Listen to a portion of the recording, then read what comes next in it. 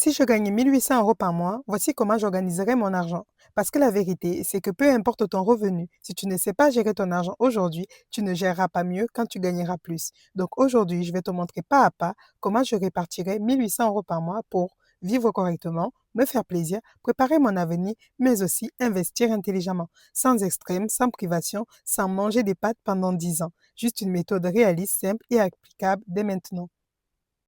Ce que je vais partager n'est pas un conseil financier personnalisé. Je ne suis ni conseillère en patrimoine, ni conseillère financière. Je te partage uniquement mon expérience personnelle et une méthode simple que tu peux adapter à ta situation. La première étape serait d'appliquer la méthode 70-15-15, c'est-à-dire 70% pour vos dépenses du quotidien.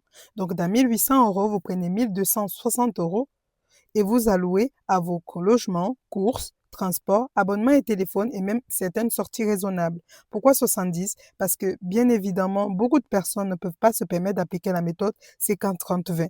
Et donc, la méthode 70-15-15 permet de pouvoir vivre correctement suivant les villes et de manière raisonnable. 70% permet donc de vivre normalement sans pression. Prenons un exemple simple. Vous pourrez donc allouer entre 700 et 900 € entre votre loyer et les charges et 250 € pour les courses.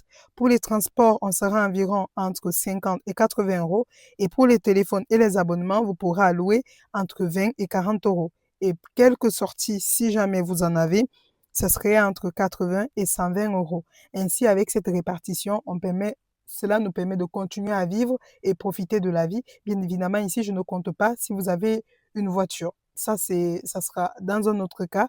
Mais ici, on part du principe que vous n'avez pas de voiture et donc vous empruntez les transports en commun. Avant toute chose, je vous conseille donc de tout d'abord commencer par analyser vos dépenses, regarder où va votre argent afin de mieux comprendre la répartition et où est-ce que vous perdez le plus d'argent pour pouvoir mieux appliquer cette méthode. Les premiers 15% seront donc alloués à l'épargne, soit 270 €. Avant d'investir, tu dois avoir tout d'abord un coussin de sécurité, ce qui te permettra de faire face à tout type de situation.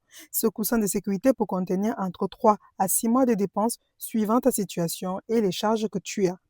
Avec donc 1 800 € par mois, tu peux viser entre 4 000 voire 8 000 pour vraiment ceux qui ont beaucoup de dépenses et qui ont beaucoup de charges. Mais pour ma part, je conseillerais 4 000, c'est largement suffisant parce que cela te permettra donc d'être beaucoup plus serein face à tout type de situation et tout type d'imprévu.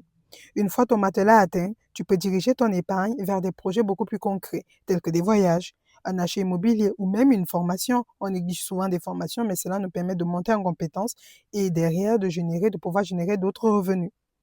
Les derniers 15% sont pour les investissements ou pour les plaisirs. Si les premiers 70% n'arrivent pas à vous satisfaire et que vous vivez de manière frustrée, n'hésitez pas à piocher un petit peu. Par exemple, sur ces 270 €, vous prenez uniquement 70 € pour compléter vos plaisirs et vous investissez 200 €.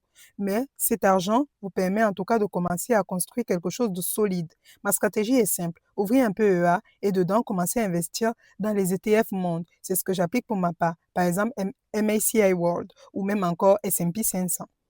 Dedans, dans les ETF, on a des ETF qui sont diversifiés. Les frais sont assez bas, c'est simple et c'est plutôt pour une vision long terme. J'entends par long terme, 10 ans, horizon 10 ans, voire 20 ans ou même 30 ans pour ceux qui ont commencé plus tôt.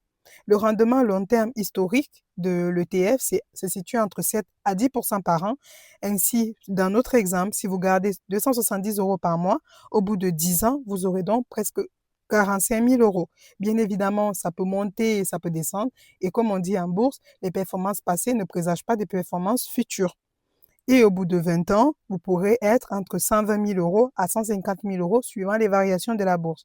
Mais toujours est-il que votre argent est moins risqué en étant exposé à l'ETF Monde, c'est ce que je pense pour ma part, qu'en le laissant dans le livret A, puisque il est déjà ravagé par l'inflation en étant dans le livret A. Le plus important ici est donc la régularité, pas le montant. N'hésitez pas donc à vous lancer avec seulement 100 € ou même 200 € afin de pouvoir vous-même apprécier les intérêts composés au bout de 10 ans, voire 20 ans. Si on fait un résumé de ce qu'on vient donc de se dire, avec 1800 euros, on peut prévoir 1260 euros pour les dépenses, 270 euros pour l'épargne et les 270 euros restants pour les investissements. Tu peux bien sûr adapter ce budget en réduisant tes sorties, par exemple, si tu le peux, réduisant certains abonnements si c'est possible et enfin en optimisant les transports. Ce budget n'est pas parfait, bien évidemment. Il s'adapte à tout type de situation. On peut le revoir et le remanier suivant notre convenance, mais il reste fonctionnel.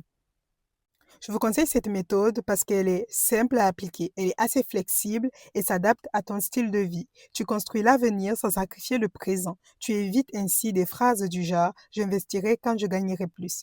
Parce que la vérité, si tu n'arrives pas à investir avec 1800 euros, tu n'arriveras pas mieux avec 2000 euros, voire 2500 ou même 4000 euros. Ce qui compte donc, c'est dans l'habitude. Prends l'habitude dès aujourd'hui de se serrer la ceinture pour pouvoir mieux la desserrer plus tard. C'est de faire des choix judicieux pour pouvoir anticiper l'avenir. D'autant plus si vous avez des enfants, de pouvoir mieux envisager leur avenir et leur futur. Pour mon cas, je me souviens, lorsque je faisais de l'alternance et que je gagnais moins de 1000 euros, j'essayais tout de même tous les mois de mettre au moins 400 euros par mois de côté afin de m'habituer à me forcer à mettre de côté, bien que j'avais des dépenses à faire. Je devais payer un loyer et financer certaines choses sur mes études. Mais je me forçais, je prenais l'habitude de réduire mes plaisirs, de réduire mes sorties entre amis et de me serrer un peu plus la ceinture et en me disant que ben, plus tard, lorsque je gagnerai plus, au moins j'aurais pris l'habitude. C'est ainsi que j'ai pris cette bonne habitude de toujours me serrer la ceinture et de prendre l'habitude de mieux épargner parce que plus on gagne, plus on a envie de dépenser et les envies aussi augmentent. Voici donc mes conseils pratiques pour passer à l'action. Fais des virements automatiques pour les épargnes et les investissements. Commence à utiliser trois comptes. Un compte pour les dépenses, un autre pour les épargnes et enfin un dernier pour l'investissement. Ces trois comptes vont te permettre de mieux visualiser tes épargnes et de mieux anticiper l'avenir. C'est ce que j'applique pour ma part. Suis tes dépenses pendant 1 à 2 mois. Pas besoin d'être extrême, juste comprendre où va ton argent. Ainsi, tu sauras mieux répartir ton argent si tu sais où tu le dépenses. Si ton salaire augmente, je te conseille de surtout augmenter ton investissement et pas ton mode de vie, pas tes sorties, mais surtout l'investissement parce que c'est ça qui te rapportera le mieux à l'horizon 10 ans, voire 20 ans.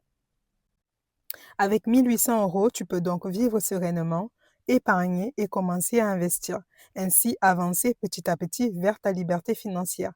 Le plus important, c'est de commencer. Même petit, c'est de commencer. On dit que le meilleur moment pour investir, c'était hier et le deuxième meilleur moment, c'est aujourd'hui. Alors, passe à l'action. Le plus important vraiment, c'est de passer à l'action et de changer. N'hésite pas à me dire en commentaire si cette vidéo t'a plu et surtout si tu appliques déjà cette méthode. Et moi, je te dis à la semaine prochaine pour une nouvelle vidéo.